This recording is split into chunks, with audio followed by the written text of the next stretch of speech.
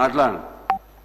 గౌరవనీయులు బీసీ సంక్షేమ శాఖ మంత్రివర్యులు, నా మిత్రుడు, మా జిల్లా శాసనసభ్యులు పొన్నం ప్రభాకర్ గారు ప్రవేశపెట్టినటువంటి ఈ బిల్లుకు బీఆర్ఎస్ పార్టీ సంపూర్ణమైన మద్దతును తెలియజేస్తుంది. ఈ బిల్లును మేము మనస్ఫూర్తిగా స్వాగతిస్తూ ఉన్నాము.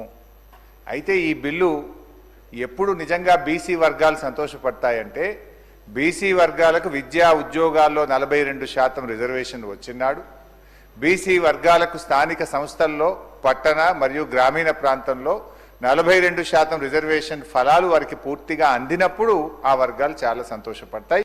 అవి అందాలని కోరుకుంటున్నాం. అవి అందే ప్రక్రియలో రాష్ట్ర శాసనసభ ఏకగ్రీవ తీర్మానం చేయడంతో పాటు రేపు కేంద్రంలో పార్లమెంట్లో పోరాటానికి కూడా బీఆర్ఎస్ పార్టీ కలిసి వస్తుంది. మాకున్న 4 రాజ్యసభ సభ్యులు కూడా ఏకగ్రీవంగా ఈ బిల్లుకు మద్దతు ఇస్తూ మేము ఓటేస్తాం. అయితే ఈ బిల్లు పాస్ కావాలంటే ఏం కావాలి అధ్యక్ష? రాహుల్ గాంధీ గారు ఇలా ప్రధాన ప్రతిపక్ష నాయకుడు, 100 మంది ఎంపీలు ఉన్నారు. వారు మరి ఈ బిల్లు మీద ఒత్తిడి తేవడానికి పార్లమెంట్లో వారు కృషి చేయాల్సినటువంటి అవసరం ఉంది. దానికోసం వారిని గట్టిగా రాహుల్ గాంధీ గారు ఇలా పూనుకోవాల్సినటువంటి అవసరం ఉంది. అయితే మా మిత్రులు పొన్నం ప్రభాకర్ గారు మేమేదో మిస్గైడ్ చేస్తున్నాం అనేటువంటి మాట మాట్లాడినరు. అది కరెక్ట్ కాదు. ఈ బిల్లు విషయంలో రాష్ట్ర శాసనసభలో గతంలో కేసీఆర్ గారు ఉన్నప్పుడు కూడా అధ్యక్ష, మేము మార్కెట్ కమిటీ చైర్మన్లలో డైరెక్టర్లలో బీసీలకు 50% రిజర్వేషన్ తెచ్చింది బీఆర్ఎస్ పార్టీ.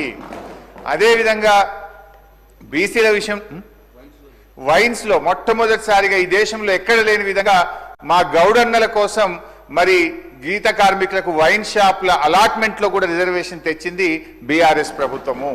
ఇట్లా మేము కొన్ని కార్యక్రమాలు చేసినాం. అయితే మేమేమంటున్నామంటే, ఈ బిల్లులో ఒక 2 విషయాలు మీ చేతిలో ఉన్నది. ఇది దీంట్లో కేంద్రం పర్మిషన్ అవసరం లేదు, ఢిల్లీ అనుమతి కోసం వేచి చూడాల్సిన అవసరం లేదు. రేపో మాపో బడ్జెట్ పెడుతున్నాం కనుక మేము ఈ బిల్లులో 3 అంశాలు మా గంగుల కమలాకర్ అన్న చెప్పినటువంటి విషయాల్లో ఇందులో మనం పెద్ద బేసిజాలకు పోవాల్సిన అవసరం లేదు. బీసీల మీద మీకు నిజంగా చిత్తశుద్ధి ఉంటే, బీసీల మీద మీకు నిజమైనటువంటి ప్రేమ ఉంటే 3 అంశాలు ఈ బిల్లులో చేర్చమని బీఆర్ఎస్ పార్టీ తరఫున అమెండ్మెంట్ ఇచ్చాం. ఆ 3 అంశాలు కొత్తవేం కావు, కాంగ్రెస్ పార్టీ గతంలో ఇచ్చినటువంటి హామీ. అందులో మొట్టమొదటిది గౌరవనీయులు గంగుల గారు చెప్పినట్టు 42% ప్రభుత్వ కాంట్రాక్ట్లలో బీసీలకు రిజర్వేషన్ చేస్తూ ఈ బిల్లులో చేర్చండి. దీంట్లో ఇంట్లో ఢిల్లీ పర్మిషన్ అవసరం లేదు, ఎవరు పర్మిషన్ అవసరం లేదు. రేపటి నుంచే ప్రతి కాంట్రాక్ట్ లో బీసీలకు రిజర్వేషన్ వచ్చే అవకాశం ఉంది. ఇది మీరు ఎన్నికల సమయంలో బీసీలకు ఇచ్చిన హామీ. దీన్ని దయచేసి దాంట్లో చేర్చాలని చెప్పి కోరుతున్నాం. నంబర్ 1. ఒకటే నిమిషం సార్. 2వ అంశానికి వచ్చేసి బీసీలకు సప్లాన్ అమలు చేస్తామని మీరు చెప్పారు. గతంలో కేసీఆర్ గారు SC ST subplan carry forward విధానంతో ఎస్సీ ఎస్టీ గౌరవ సభలు